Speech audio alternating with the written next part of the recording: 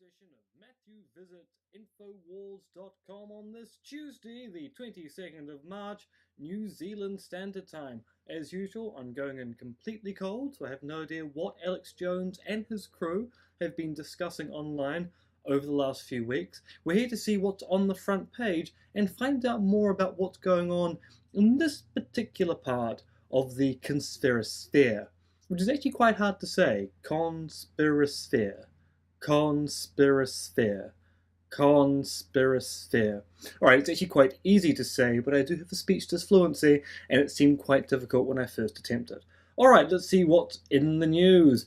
Video, cop pepper sprays handcuffed suspect sitting in police van. That's all fitting into the narrative that there's something awfully wrong going on with the police force in the United States, which I guess might well be a conspiracy theory, given that the police force is going out of its way to claim there are no such problems, but it's not the kind of weird and wacky stuff that we're coming here to Alex Jones's website to find out about. So let's move down and see what we've got. Damn near killed me, SWAT raid on wrong home, sent 82-year-old grandma to hospital. That's more with respect to those police stories. Google worked with Clinton to overthrow Syria. Facebook and Twitter also collaborated on Arab Spring. Now that does sound interesting. Let's click through and find out what's going on there. Ooh, this is exciting. A story largely ignored by the corporate media reveals a tech company, Google, offered to help Secretary of State Clinton overthrow Bashar al-Assad by developing an app to track defections from the Syrian government. Alright, well that's actually a fairly interesting story. So if this is true, we have a case here where Google was working with the then Secretary of State, Hillary Clinton, to track exactly who was defecting from Syria as part of the destabilization of Bashar's regime.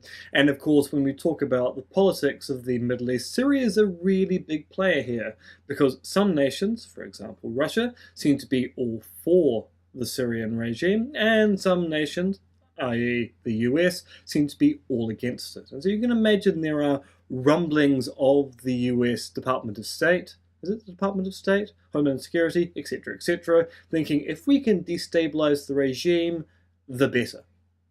And this is part of a long-standing policy within American political talk of interfering with regimes overseas, which arguably then leads to people in the Middle East having conspiracy theories about what the US is up to, thus leading to suspicion about US forces when they go in to liberate, I'm putting air quotes around that word, as parts of the Middle East, etc., etc. Basically, it's the conspiracy theory that keeps on breeding itself because the US engages in secretive activity to destabilize regimes and then acts aghast when people actually develop conspiracy theories about what the US might be doing, given the fact that they don't want to admit that they're engaging in secretive destabilization techniques in the first place.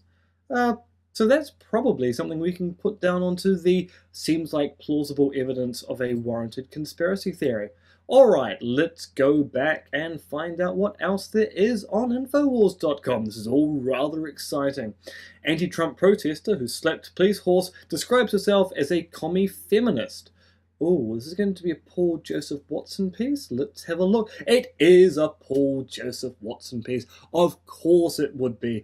He's got a real big thing for basically attacking feminism on the internet, and will find any excuse to bring feminism into disarray in Infowars or prisonplanet.com. I think we can actually ignore Paul Joseph Watson here, because I would say he's deeply misogynistic due to what he says on the internet about women and about feminism. Rubio's failure, how our broken economy fuels voter rage. Free and open markets not controlled by the government are the only way to create prosperity. Well, that just seems like libertarianism, so we'll just move past that. Majority of Americans say they'd like to punch Trump full in the face. Frontrunner warns a lot of very unhappy people if he is robbed of nomination.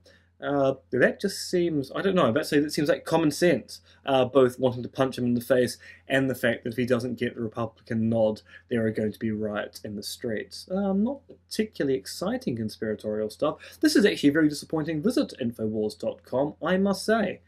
Establishment conservatives trash middle-class whites. The elite who have systematically engineered the collapse of our society are trying to shift the blame onto the people. So basically, it's going to be the Republicans blaming white people for not voting for the right candidate, in part because they can't really blame people of color, because people of color don't largely vote for the Republicans. David Knight and the family head out to our nation's capital to show the world that the sleeping giant has awakened, and we won't let our destiny be captured by Nazi billionaires like George Soros. Ah yes, the hatred of George Soros by people on the right. They'll make claims that he's all kinds of people. A Stalinist, a communist, or in this case, a Nazi billionaire. Not really much to say about that. Don't know who this David Knight person is. Maybe I'll look into who David Knight... Actually, let's look into who David Knight is right now. We can look at exactly what's going on there. Let's just go straight to Google. David Knight. Oh, and I can't spell Knight. How very exciting. David Knight, the motorcyclist. Let's look up David Knight conspiracy. Oh, over and on before it's news, people making the claim that David Knight might be a crisis actor. Oh, that's always rather exciting. Let's find out about that. Crisis actors are people who pretend to belong to a particular political party or have a particular political affiliation to bring that party or affiliation into disrepute. And here at Before It's News, which is as equally good a source of news as Infowars.com, we have the claim that David Knight of Infowars reminds me of Zeb Coulter. Zeb Coulter was an American wrestling manager, also known by his real name as Dutch Mantel. The two look similar and share similar views. As you know, WWE is well known to hire actors and play politics. So basically, they look similar. Right, so the entire argument here is that David Knight looks similar to a member of the WWE. The WWE member plays a character, and thus you can't believe that his politics are necessarily what he espouses. Ipso facto, David Knight must be a crisis actor. That is not the best argument I've heard today. No, it definitely is not. Alright, let's have one more look at Infowars. So going back to the main page. Mexico trying to subvert US presidential election. Secret Service Trump campaign increasing security after threats to family. Soros board member chairs firm running... Oh, can't read that, can I? Soros board member chairs firm running online voting for Tuesday's Utah caucuses.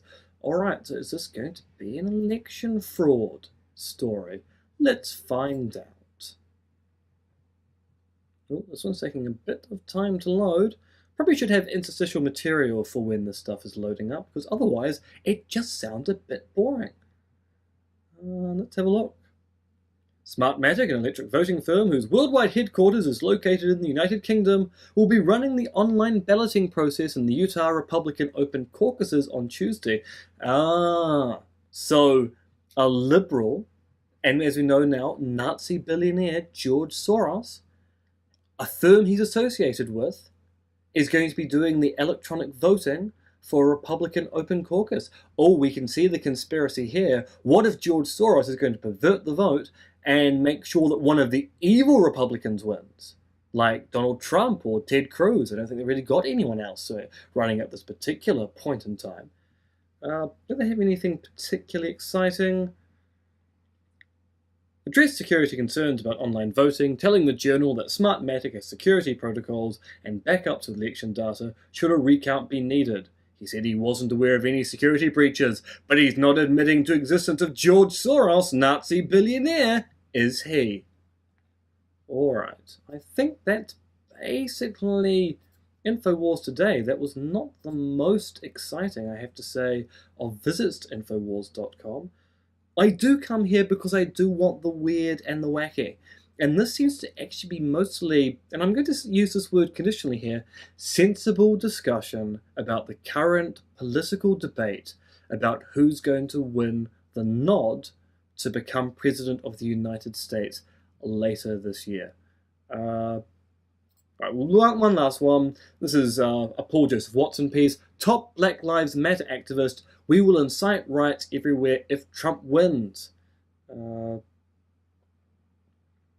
So Paul Joseph Watson also doesn't like the Black Lives Matter hashtag on Twitter and goes out of his way to cause issue there. So this is a case where a prominent member, I suppose we could say, of the Black Lives Matter, as you can't really talk about as an organization, is a hashtag on Twitter. There are lots of people associated with that hashtag who play various different roles in different organizations and influential institutions. One of those particular people apparently made a tweet saying that there would be riots if Trump wins. Apparently this tweet has been deleted. The person in question, Poe, has actually claimed he never made the comment in the first place. So this is the apparent. I'm just circling here with my mouse cursor. I have to say I'm probably in agreement with Mr. Poe here. If Trump wins, that's going to be a disaster for race relations in America, and it probably would be worth a bit of writing to remind people exactly what's going to be lost with Trump as a president. But that's the kind of thing that will make Paul Joseph Watson think that I'm also the kind of race traitory person who can't be trusted and probably a feminist who's against Gamergate, which of course I am. I realise I'm kind of trailing off here because really there wasn't much in the way of exciting material to work with here, so I'm going to bring this rather exciting discussion of Infowars.com to a close. That was Infowars for technically the week of Tuesday the 22nd of March, New Zealand Standard Time. Join me again the next time I visit Infowars.com. Maybe it'll be next week. Maybe, like last time, it'll be in 6 weeks' time. But whatever the case, you can always be promised an interesting story, although not today, at Infowars.com. This segment not brought to you by Infowars.com. Infowars.com. I'll just say that again. Infowars.com.